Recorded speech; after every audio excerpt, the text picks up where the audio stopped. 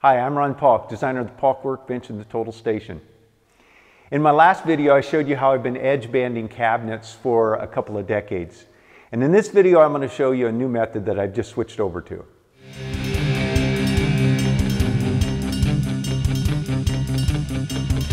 In the previous video, I showed you how I applied this pre-glued edge banding in any wood species or in any color of melamine. I used a couple of tools from Vertigus and an edge roller and a hot iron to iron it on, and just sort of a couple of L brackets I used as bench clamps to hold the shelves and sides in place. I saw a video by Izzy Swan that showed how he was edge banding, and it looked pretty interesting, and I thought, well, you know, I'll at least give it a look. Again, I didn't have a problem with my system, but his looked a little faster, a little more efficient. So I contacted FastCap. I have a lot of their tools and I'm a big fan of them, and I said, hey, I want to give this a look, and I have this video channel.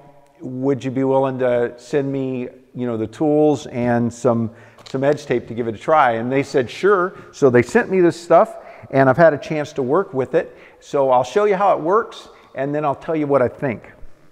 First off, there's 4 tools. There's an edge roller, just some big heavy steel rollers to roll it on. There's a cutter, just like the Vertigus cutter. This one uses changeable blades, and this one I believe they change as well. And then instead of the sanding block, they sent me this block for sanding corners. And then instead of this end cutter, they sent me these end cutters. So 4 tools, except I needed an iron.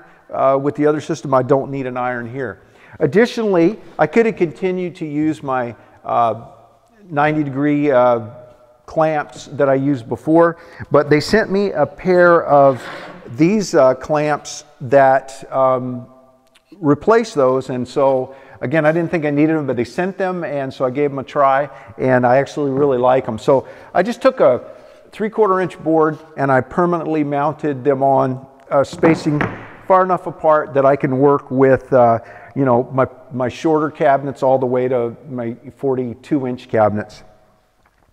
And so I placed them on there, and what is neat about these, what I like about these, and I kind of figured this out on my own, they didn't mention this, but I thought, well, I can just use my, drop the board in and then use my shim just like I did before. But I noticed that when I put pressure on it, it doesn't move. So what they've done, it's kind of a unique design, is they've put these feet on the outside corners, so in the middle there's kind of a curve, so when you push down, it slightly closes these sides in, and that gives you this clamping without having to do anything extra. So I thought that was kind of unique. So I'll just clamp this board on my bench.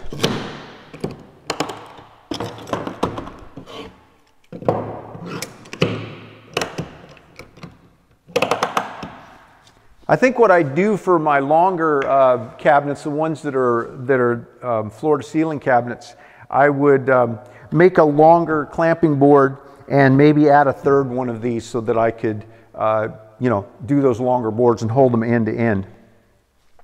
So just like before, I just dropped the board in, and you can buy this pre-taped, or this, it has the tape already on it, the double stick tape. You can buy this from FastCap in any species of wood and a bunch of varieties of widths, and you can order it custom as well, which is really neat. They will cut it to just about any width you need. This one here is a natural birch, and the other one they sent me, which I'm not going to use today, is a walnut, which is, and these are unfinished, so I can put stain on them. So that's a beautiful walnut material. I'm actually looking forward to a project to use that. So just like with the other material, I will roll off what I need for the lengths, And they're end cutters. I'll just use those and just clip it off about, I don't want to waste too much, so I have just a little bit of extra.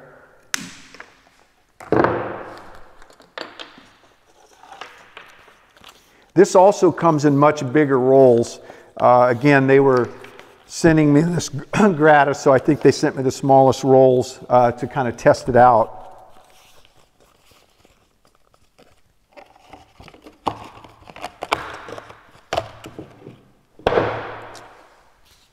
So there's a peel and stick on the back side of this, which you just pull that off. And I'm familiar with this material. I buy this in rolls for a lot of projects. You've seen me use this in other videos. This just happens to be pre-stuck to this veneer. So I just put it on.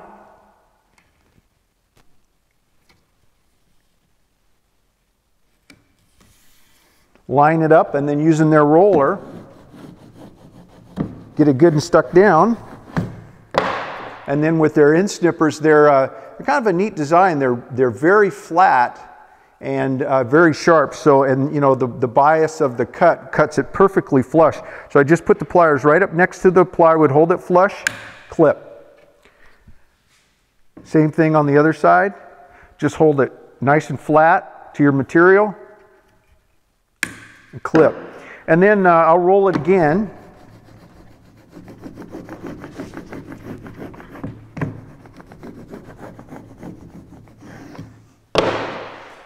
And then their cutter is very similar to the other one, but I did notice that even though I have new blades in this one, over the years, one of the minor problems I've had is with the melamines, it works great, perfect every time. With the wood, sometimes you get a little splintering. And I noticed that this cuts the wood a lot better. It's hard to see what the blade is. It does look like it is a metal replacement. So anyway, just the same kind of thing. You just squeeze it and make your cut. And then I'll do a second pass. And then with their corner break, just a piece of sandpaper, and this is changeable sandpaper.